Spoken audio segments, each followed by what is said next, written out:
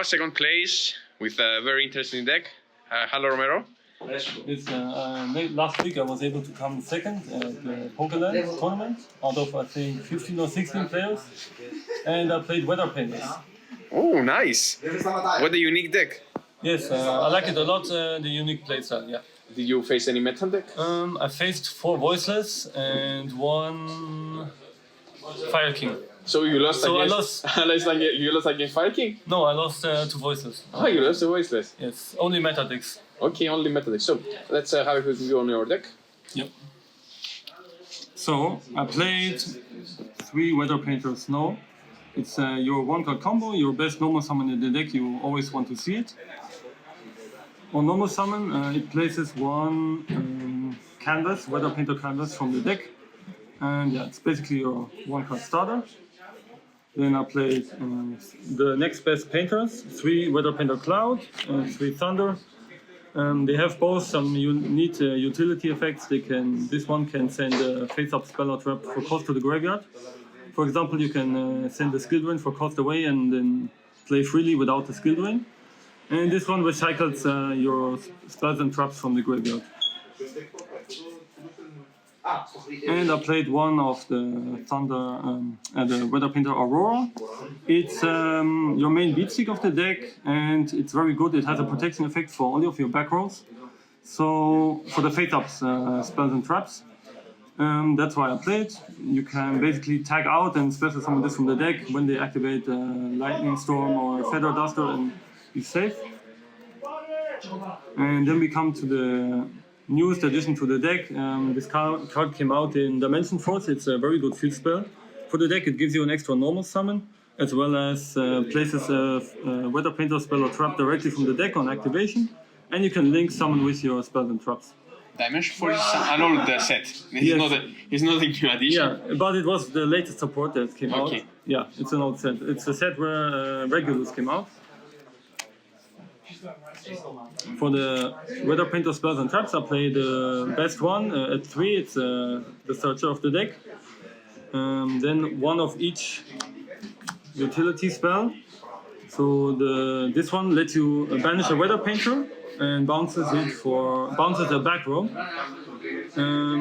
This one lets you special summon from deck, and this one makes all of your Weather Painters into grand molds. So in the battles, in the demo step, you can activate a painter, banish it, and then bounce the opponent's monster. It's your main way to get around the big beatsticks. So how the Weather Painter works are in the column of this card, where this card is placed, in the main column, and its adjacent columns. You have a Weather Painter, you use the effect, you banish it for cost, and then get the bonus effect from the spell. So these are all the targets. I play these only at 1 because I don't want to break on them, and you don't really need more than 1 usually. Then I played some power spells. I played 2 Pot of Extravagance, 1 Period Rise Map and 1 Talent.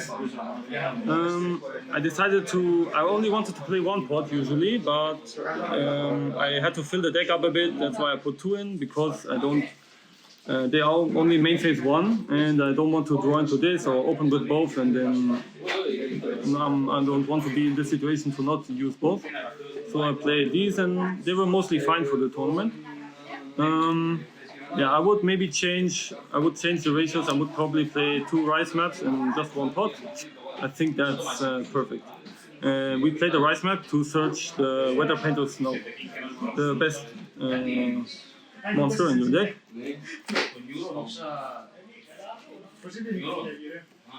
And then some generic cards. I played 3 Super Poly and 1 Cold Buy. 3 cheat cards? Yes, your opponent cannot respond to this card. It's very good, this meta, and usually you can discard maybe some useless card in your hand, like a hand trap, for example, that I show you next. Yeah, it's fine. Good going second, good going first. So I thought it was a good choice.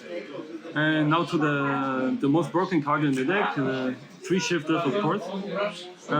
This card, so weather painters don't need a graveyard at all for the most part, and you can abuse this card. It's one of the only hand traps right now that ends weather painters and ends Fire King Snake Guy's turn. And yeah, that's like the main reason to play the deck right now, because you can like use one hand trap and basically stop that turn. Then I played to nip to draw. I played only 2 because I don't want to draw too many hand traps, and I thought they were like, they're fine at 2. Your deck is usually 2-card combos, that's why. Gamma is really broken in this deck because you have a weather painter on board, you banish it for cost, and then you are able to use Gamma freely, and nobody expects it. One random ash because you can. It's also good. It's a good generic hand trap to pair with a Gamma maybe or a shifter as well, and then you can contain the opponent pretty well. And you can't break onto ash, so that's also good. And for the last card, the second most broken card in the deck, 3 skill drains. You can play under skill drain while your opponent cannot. It only turns off your link monsters, and yeah, you can even turn off the skill drain with one painter. So yeah, this card is really good. You could cut it to 2 if you want, but I thought 3 is fine. Yeah, it's good enough. So now to the extra deck. I play 3 of the Weather Painter Rainbow. It makes all of your Weather Painters into Omni Negates. So when it points to here, it makes them into Omni Negates. You banish a painter, you make it into an Omni. For example, you have a painter here, you banish it, your opponent activates any card or effect, and you negate and destroy it. Yeah, so that's your main win condition of the deck, next to the Skill Drain and Shifter.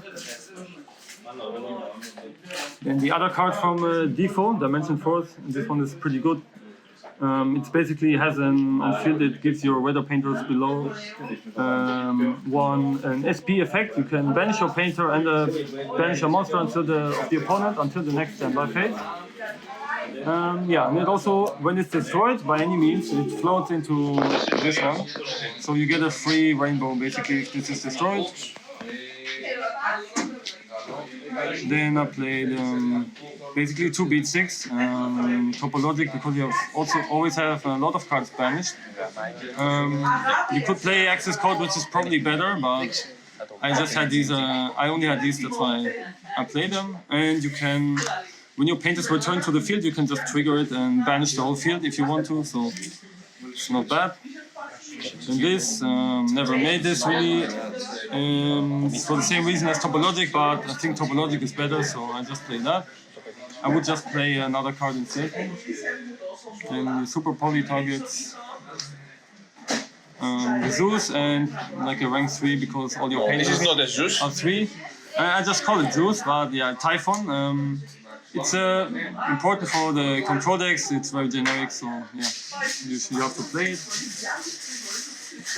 And the last one, if you gamma your opponent on your own turn, you can just probably win with this. And then yeah, for the side deck, I played the 3rd nip and 3rd draw. Because you can? Yeah, because for certain matchups you want the draw more or you want the nip more. And I played 2 spooky for time because you usually are kind of low on life points, and it's just another hand trap that you can throw at your opponent and make them question, if they should continue the combo. And for board breakers, I played only evenly. I feel like it's like really good because you usually don't need your battle phase because you can't OTK anyway. So this is the best removal you have, and it doesn't lose to anti-spell as well. It's really bad at this format. Even Limage is really bad at this format. Yeah, but I mean versus rogue decks, okay, I didn't face any rogue decks, but I feel like it's, for me, it's the best board breaker option. Then this Floodgate, it's really good because it doesn't banishes your, like Macrocosmos, it doesn't banishes your painter spells and traps, so your monsters you don't care if they are banished, so you will side this in. Then one spicy card, I played 3 light force sword. About 4? For which deck? This is for any deck. Basically, on activation, you banish a random card from your opponent's hand face down for 4 turns. So they usually won't get it back.